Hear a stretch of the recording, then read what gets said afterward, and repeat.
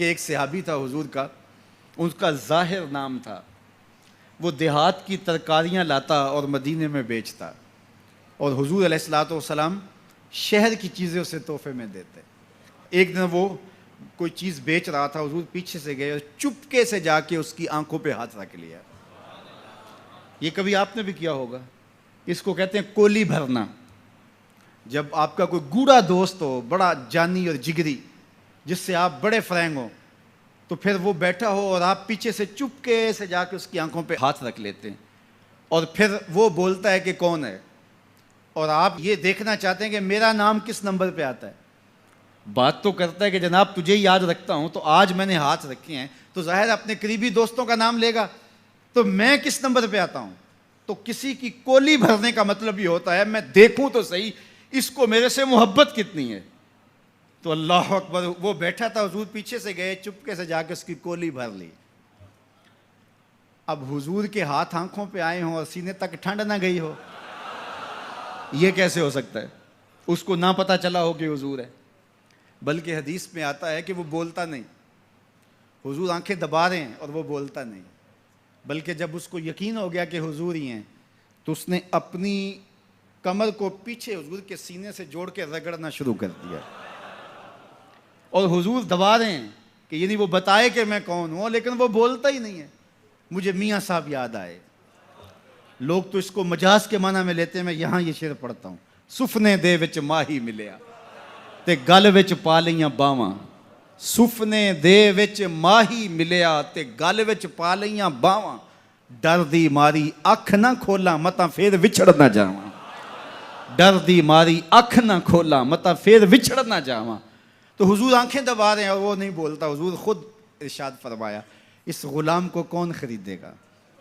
तो उसने कहा, हुजूर मुझे किसने खरीदना है, मैं तो बहुत सस्ता हूँ। फरमाया, तू बहुत महंगा है। अल्लाह अकबर, तू अल्लाह के यहाँ बहुत महंगा है। तो हुजूर यूं भी प्यार किया करते थे। तो नाम कोई और था। हुजूर ने लाड से कहा, जुल यदैन, ओ दो हाथों वाले। नाम ही दो हाथों वाला पड़ गया। एक दिन किसी ने हज़रत जुल यदैन से पूछा कि ये तो हुजूर ने लाड से कहा जुल यदैन, लोगों ने भी कहना शुरू कर दिया, नाम तो तुम्हारा कोई और होगा, बताओ तुम्हारा असल नाम क्या था।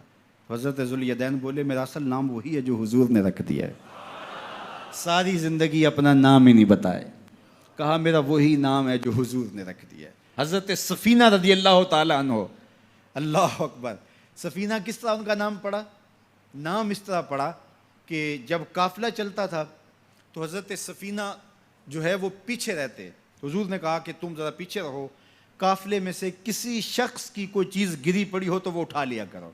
फिर काफ़िला जहाँ पड़ाव करता तो वो आवाज़ देते, भाई किसी की कोई शय गुम है तो वो मुझसे ले ले।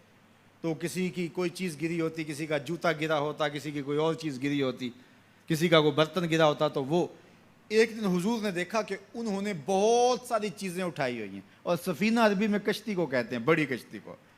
तो हुजूर ने फरमाया, तू सफ़ीना है, तू कश्ती है। अल्लाह अकबर, नाम ही सफ़ीना पड़ गया। एक काफिले में बिछड़ गए, पीछे रहते थे, बिछड़ गए, काफिला निकल गया।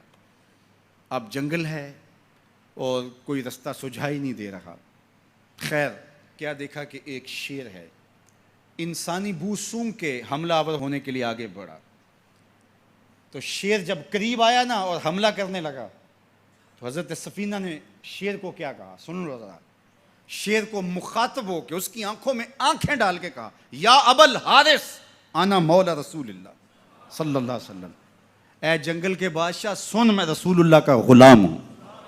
बस आपके कहने की देर थी, उसने दुम हिलाना शुरू कर दी और वो आगे आगे चलता था। रावी लिखता है कि वो आगे आगे दौड़ता था और आवाज़ें निकालता था, और अगर और कोई जानवर होता तो उसको भी कहता पीछे हटो। वो प्रोटोकॉल गाड़ी नहीं होती, वो प्रोटोकॉल के तौर पे आगे आगे चल रहा था, यहां तक के काफिले तक पहुंचा के फिर वापस आता है। जो खुदा और रसूल का हो जाता है, जमाना